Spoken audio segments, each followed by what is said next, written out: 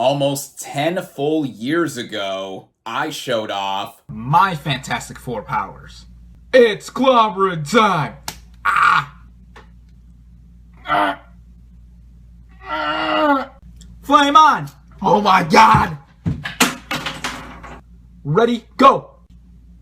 Ah! What is up, everybody? Random Random Man here, bringing you my review for the Fantastic Four First Steps in one take. Now, the plot of this superhero film, based on the Marvel Comics characters of the same name, follows the titular team as they must protect their 1960s-inspired retro-futuristic world from the planet-devouring cosmic being Galactus.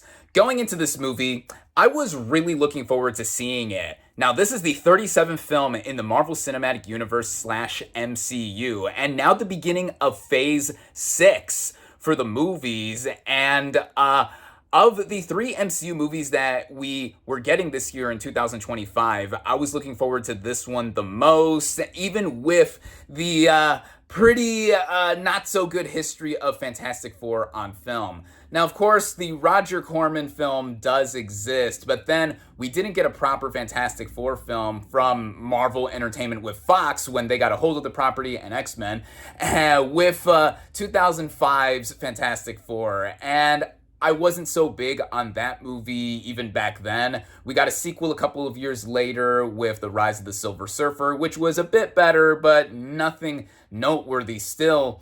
And then 10 years ago, 2015, we got another Fantastic Four film, another version, and I hope you guys enjoyed that little silly throwback that I did with my intro to reviewing that movie now a decade ago. Time is so violent. But anyway, I honestly didn't mind how that movie began, but after the team got their powers, it got progressively really bad. And I just cracked my thumb, but in any sense, yeah. This is now the second time the Fantastic Four have been rebooted, and now they're properly introduced in the MCU. We still have a few other teams left, like the X-Men, for example, but Fantastic Four is one of the big ones that we still haven't gotten. They're, of course, Marvel's first family, co-created by Jack Kirby and Stan Lee. Legends right there. And I was looking forward to this one a lot too, because upon the announcement of the casting for all 4 players last year on Valentine's Day, I believe, I thought that they were all pitch perfect. I wanted to see how they were going to bounce off of each other, and then seeing how this was going to take place on a different world technically within the MCU, and just how the setting was going to go down. You know, I was just really looking forward to it, and I saw it last night in theaters. And starting out with the cast and their performances, we have Pedro Pascal as Reed Richards / Mr. Fantastic, the smartest man in the world, and he's been in everything, as I noted lately in my previous review for Eddington. He's been in a bunch of things just this year alone, but again, I've been rooting for this guy for about a decade, and now seeing him here in leading man status as this Marvel superhero, playing this character, he definitely has quirks to him and such, and I think that's what makes him appealing. Also in real life with Pascal, just integrating himself into the role, and having stretchy powers. I think in this version of Fantastic Four, they have been done to the point where they don't look as awkward or even silly as before. I think this is as good looking as it would have been all around, but I'll mention that more with the visual effects later. But with Pascal's performance, he's definitely calculating. He's trying to figure out what's best for his world that he lives in and is trying to protect. And, I thought that he brought out a lot with the character. Playing his wife, Sue Storm / Invisible Woman, is Vanessa Kirby, and she's technically the leader of the Fantastic Four. And honestly, with the poise that she gives in the role, that is something that I thought was very inspired as well too. Also, some of the time, at least in the first half of the movie, her character is pregnant and is carrying her and Reed's son. And with that, she has like one really big action sequence while she is pregnant, and I think with that, coupling with how, like, she is somebody who is trying to be more than just the matriarch of the team. I mean, she's the only woman on the team, but, you know, she has a lot of worth as well, too, and gives a lot of insight as to what's going on with this world that's at risk of being destroyed. So Kirby, I thought, had just a tenacity to her. There's also Moss-Bachrach as Ben Grimm / The Thing. Now, I love this guy. We all know and love him as Richie / cousin on The Bear. He's my favorite character on that show. Season 4 just dropped last month, and now we're going to get Season 5, so yes! And, his character I was actually looking forward to seeing the most because he is seen a ton before he transforms into this rock monster quite a bit, his human form, and then mostly, of course, he is the Thing. And, you know, I think that he really portrayed the character in a way that was grounded, no pun intended, given that he's a rock monster, rocks come from the ground, anyway. But then you see, like, you know, at times he is showing off how, like, yeah, I'm stuck as this really hulking figure, and but he also brings a lot of the comedic moments in this movie. He definitely brought out the most laughs from my audience whenever he did a one-liner or did a certain quip and stuff. And, you know, that's, of course, given that he comes from a comedic background, or if you want to consider The Bear a comedy. But yeah, Moss-Bachrach I loved in this film. And then Joseph Quinn as Johnny Storm / the Human Torch. He gives a lot of humorous moments as well too, but he has a specific connection with one of the adversaries in this movie that makes him stand out from the rest of the cast, I think. And you know, more than just being the younger brother of Sue Storm. Ugh, is that a motorcycle? Anyway, this is what I get for doing this all in one take, as I always say. But yeah, with Johnny Storm, you know, he has a certain sense of youth about him that makes him the most immature member of the team of sorts, but, you know, he is definitely a valuable member with all four of them together. They have such kinetic chemistry here, and that's one of the best parts of this movie that, you know, sees me really praising it, in that they're all coming together and working as not just a team, but they're a family. And that's one of the big themes of this movie as well, too. And, you know, yeah, Quinn is great. All of them are great. I loved all of them together. And a couple other cast members of worthy note here. We have Julia Garner as the Silver Surfer. Now, this isn't the same Silver Surfer as we saw in Rise of the Silver Surfer, played by Doug Jones and Lawrence Fishburne. We have her version actually be Shala Ball.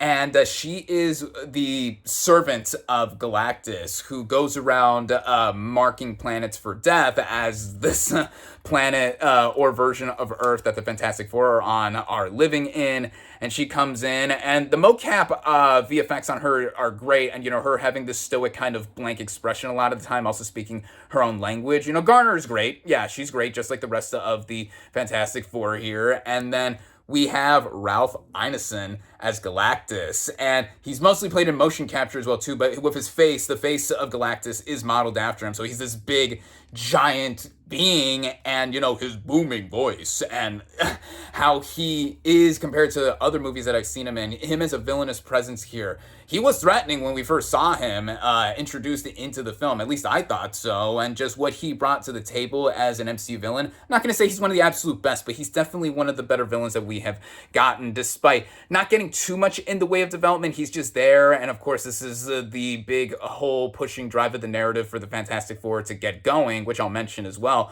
But, you know, with the cast here, there's a lot more people to mention as well that come up here and there. Natasha Lyonne, Paul Walter Hauser, what have you. They're in supporting roles, but with the core four and the two villainous characters that I've mentioned, I think that, for lack of a better term, they are fantastic. Maybe you'll hear me say that in the rest of this review. I don't know. This is all improvised, as I usually do with one-take reviews. But yeah, with that, though, let's get into the writing of this film. And this film is similar to what we got recently with James Gunn's Superman earlier this month, in that it's not a complete origin story for the Fantastic Four. In Superman has already been Superman. I said that 3 times so fast. He's already been the protector of Metropolis for 3 years, and in Fantastic Four, this one, we see that the Fantastic Four have been the Fantastic Four for 4 years. Jesus Christ, I'm using the same words over and over and over again, or similar words, alliterations, but yeah. So they're already established, and we do get a glimpse of them as astronauts when they go on the space mission and they come back with their powers and stuff. And, you know, I like that these recent comic book slash superhero movies are not going into the whole origin factor, especially since we've seen these characters adapted into film before. Whether or not you agree with like how they were done or the varying quality, that kind of thing, I really like that we are just dropped in and we get to see them in the worlds that they're living in.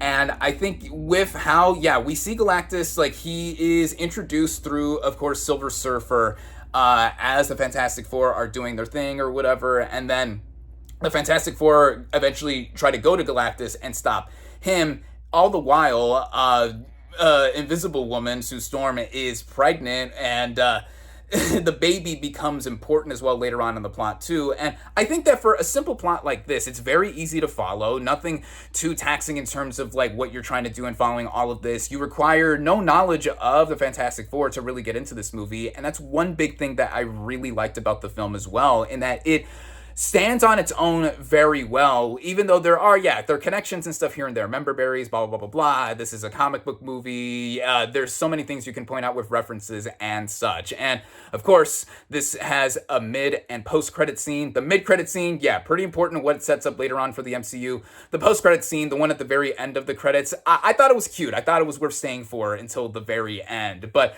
yeah, no, there's so many things in here that, you know, along with the narrative, just got me into seeing this world and the world building. Oh my god, it is A1 here. This is one of the best looking MCU movies I think ever. The production design with this retro futuristic world that reminded me a lot of the likes of the Jetsons. And then if I can grab these movies here, of course, a lot of people are saying these were the best Fantastic Four films before we got this one. Oh my god, I'm trying to do this with one hand. There we go. The Incredibles movies, of course, they have their own retro futuristic stylings there. And yeah, coincidentally, there's a character with stretchy powers and a character that can turn invisible. And then, yeah, with the production design and just the overall scope and scale, technical elements of this movie are just so great. I think with the visual effects here, each one of the characters having their own specific set of powers, of course. Mr. Fantastic can stretch, Invisible Woman can turn invisible, and can also move stuff with her own set. Human Torch can flame on, can fly, and shoot fire and stuff. And then the Thing, he's a rock monster with incredible strength. All of that together, I think most of the visual effects do work and are integrated well with the movie. Sure, a couple of visual shots here and there are not the best, but I think with the retro-futuristic world that we're working with here, I think the world building and everything else that is gone in here more than makes up for it. I mean, if I were to give this movie a couple Oscar nominations, I would legit be really happy to see it get nominated, not just for Best Visual Effects. A lot of MCU movies get in for that. But also best production design, because this, along with the Black Panther movies and some other MCU films, the Guardians movies as well too, they have a great sense of world building. And speaking of Guardians, when we go into like space at one point, when the Fantastic Four are going after Galactus, it turns into Interstellar of sorts, or like we see them just shooting through space for a pretty extended sequence, and that just had me quite a bit in awe and entranced with what was going on here. A lot of credit is given to the director, Matt Shakman, who has previously directed WandaVision in the MCU. This, next to Loki, is one of my favorite MCU shows that we have gotten. And, you know, this worked a lot with retro settings and all that. So here, what he does, and also pushing the narrative forward and seeing everything that is coming together, I thought he was an inspired choice to go ahead and helm this project. And, again, more with the technical elements here. Just the sets, the building that the Fantastic Four live in, this really high-rise skyscraper. Their little robot assistant, Herbie, was so cute. Apparently, Herbie was a practical effect at certain points, and I did notice that at times, and that's a good thing, to where we see that be, again, seamlessly integrated with the film. And then the costuming, all of what the characters are wearing given this setting. The movie takes place on Earth 828 as opposed to Earth 616, which the rest of the MCU takes place in. Again, you don't have to have any knowledge of the Fantastic Four or anything Fantastic Four or comic book related just to get into seeing this movie. And, you know, other things that I gotta praise here are the original score by Michael Giacchino. Of course, the Fantastic Four theme that's been everywhere. Fantastic Four. I mean, yeah, sure, we get that jingle, but then we also get just like an epic sense of scope and scale for what he has done with other scores in the past here. I mean, he's a class act, I feel, in terms of being one of the best composers working today. The way the movie is cut together, the pacing. The movie, including the end credits, runs at just under 2 hours, an hour and 55 minutes, I believe, or around there. And so this is refreshing to see that these movies are not like, trying to be too long. They're focused and centered on a narrative and just going through with it and all that with what we're seeing here. Again, it's a simple plot. And I guess, like, one complaint I would say I have with this movie is that, we should have gotten, or at least I feel we could have gotten more development from the characters. Again, this isn't an origin story per se. So what we got, at least with the core Fantastic Four, we got their character motivations, we got their whole backstory and like personalities across well. With Galactus just shows up when the main characters just go to him. And, I wish there was more of that so we got more menace. So in a way, I feel the development is a little undercooked for the characters. But again, that's part of just the nature of this movie not being a complete origin story. Really, we're just dropped into the narrative as we see it. And I think that worked out for the better anyway, because it's not going to alienate people who are not familiar with the team before anyway. And it goes without saying that, this is the best Fantastic Four movie that we have gotten thus far. I mean, almost by default. But I think, yeah, seeing that all come together, just seeing how this film really has a sense of scale, a sense of style too, not just with the retrofuturistic setting that we are seeing, also the sense of familial togetherness. I mean, this is a frequently fantastic feature, I would say, that is focusing on family first for all, not just because it is about Marvel's first family. I think what the movie does in connection with Superman, in that these are lighter superhero films. They get serious when they need to get serious, especially in a moment by the end of Fantastic Four. I was like, whoa, I didn't think the movie was going to go there per se, but like, wow, that got me a little choked up, I would say. Both of these movies really do reestablish or have these characters be introduced to an audience that I think will really get into these characters, whether they're seeing them for the first time or not. And I mentioned Superman a ton here, and I saw this with one of my cousins and his 2 kids. So shout out to you, Big Alex, Little Alex, and Soph. Little Alex got that popcorn bucket of Herbie. I'll throw up a picture of it right here on the screen. He showed me it, and that he texted me last night this picture that it projects the Fantastic Four logo and also plays music. So really cool. It apparently also cost $80, and it came with a large popcorn, large soda, and candy. I was like, whoa, you got all this with it? But yeah, really cool. It was either that or the Galactus popcorn bucket he was going to get. But anyway, I was talking with them, Little Alex and Soph, during the end credits of the film, before we saw the mid and post-credit scenes. And, I asked them immediately, which one of the recent superhero films did you like more? Both of them said between this and Superman, that Superman they preferred. And I was inclined to agree with them, but also I was thinking in the back of my mind, these movies are similar in a lot of ways, but they're different in terms of them also focusing on different audiences, despite the comic book / superhero audience being the same. Because I know Fantastic Four, they have been trying to get adapted well for a long time. Superman has been adapted well before, but DC has been in such a state of disarray that, that had to reestablish a whole line of movies. And of course, I really enjoyed Superman. And I really enjoyed the Fantastic Four First Steps here. So whether or not you prefer either one of these movies, I really like both of them. We're winning in terms of getting 2 recent comic book movies that audiences are just loving so much. And I think that comic book / superhero movie fatigue is a thing, but when it comes to how these movies are being released and they're being made and they're being handled with such care, and of course quality matters if you're going to get people back into the theater to see these films, that is one thing that I think this film really excels at. Is it one of my favorite MCU movies to date? Well, I would have to think about that further. I think that it does have a lot of wow factor here. Same with Superman. I think that at least compared to the other MCU movies that we got this year, I really like Thunderbolts as well, because that was different, focusing, of course, on mental health and all that stuff. I definitely liked it more than Captain America Brave New World. I thought that was only okay.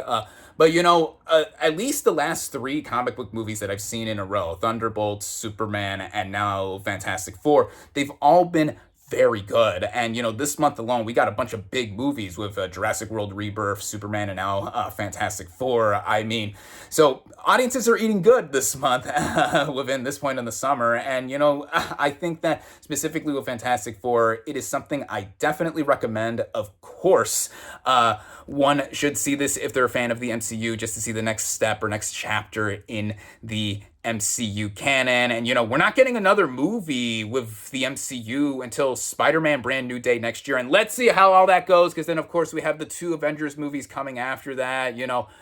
I'm still a bit skeptical as to how this is all going to come together, because we're getting introduced or actually get fast-tracked or sped up to big event movies pretty soon. So I hope that all peters out. And also, it's worth noting that I haven't seen any of the recent MCU Disney Plus shows, or at least finished every single one of them. I mean, I didn't watch Ironheart at all. I skipped all of Daredevil Born Again, and I didn't finish She-Hulk or Secret Invasion. So again, Fantastic Four being very much on its own, feeling like its own separate thing, that is a good thing, because you don't feel like you have to do homework or are obligated to see the rest of the MCU. But again, it is important to still have all this stuff connected, and that's neither here nor there, at least for now, at least when I'm talking about this movie. But again, I really enjoyed the Fantastic Four First Steps, and all that's left for me to do is to give my final verdict. And you can probably predict where I'm heading with this one. My final verdict for the Fantastic Four First Steps is 4 out of 5 stars. Thank you all, as always, for watching. Be sure to like this video, comment on what you thought of the Fantastic Four First Steps, social media links in the description. Subscribe to my channel for more, and I'll catch you on the next movie review.